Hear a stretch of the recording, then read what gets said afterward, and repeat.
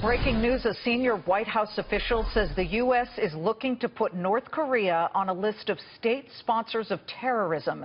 This as the entire Senate, both sides of the aisle, is meeting at the White House right now for a briefing on North Korea that should be breaking up momentarily. Are we on the brink of military engagement with North Korea, and could it lead to an all-out nuclear war? I want to bring in former Assistant Secretary of Defense under Ronald Reagan and retired U.S. Naval Captain Larry Korb. Larry, all it takes to spark a wildfire is one tiny, thin match. And, you know, in military terms, that could be an errant sound, who knows what. Are you looking at something like that, sparking all-out war with a capital W?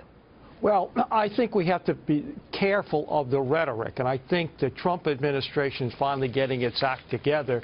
You remember the fiasco with the aircraft carrier and the Armada, and the president talking about, you know, nuclear submarines off the coast. I think Admiral Harris, who's the commander-in-chief of the Pacific, testified this morning before the Congress, and he said that the sanctions that China is putting on them are beginning to, you know, have an effect. And what I think we need to do, and the president says he's willing to negotiate at some point, is say, if you freeze your nuclear development, you're not going to get rid of it. Basically, what we will do is we will talk about an armistice to end the Korean War. You know, we still haven't ended the Korean War, and the North Koreans really believe that, you know, we want to control the whole peninsula. We need to do that, and we need to talk about at least temporarily suspending some of the exercises we do with the South Koreans, because, again, that feeds into their narrative. Okay, Larry, I also have this just moving on the tape. Senior White House officials are saying that China now sees North Korea as a threat to Chinese interests and security. Maybe those sanctions aren't working well enough, and now it becomes a real threat from a military standpoint and from a global standpoint. Well, that's why the sanctions are working, because the Chinese were always doing it kind of in a half-hearted way.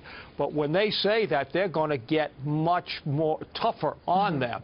I mean, the Chinese are concerned they do not want to see an American presence on their border, nor would they want to see a nuclear war there. And one of the things that we're doing, which makes sense, is started under Obama, is we're putting in an what we call a missile defense system, the THAAD system, into South Korea. That's the anti-missile defense system that, by the way, is not operational just yet, but will be in a couple of days. Right, that's right. And the fact of the matter is the Chinese don't like that either, because they say we could use it against their nuclear deterrent.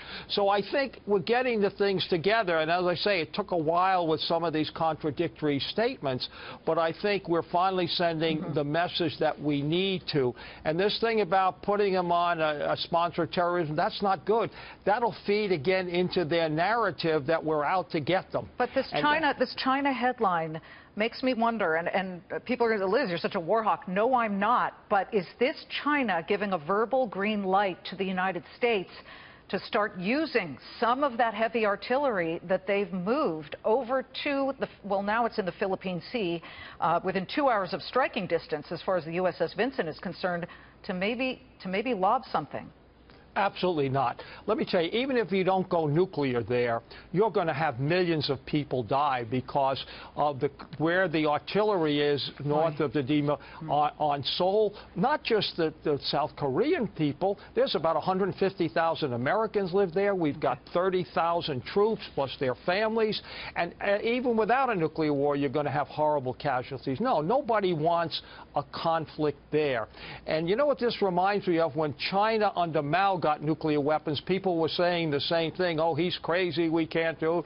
Well, we eventually were able to work, you know, Nixon went to China. Larry, great to see you. What you're saying may have had a negative effect on the markets. The Dow is now negative, down 10 points. Not blaming you, just saying. Larry Korb, good to see you. Thank you so much. Sure thing.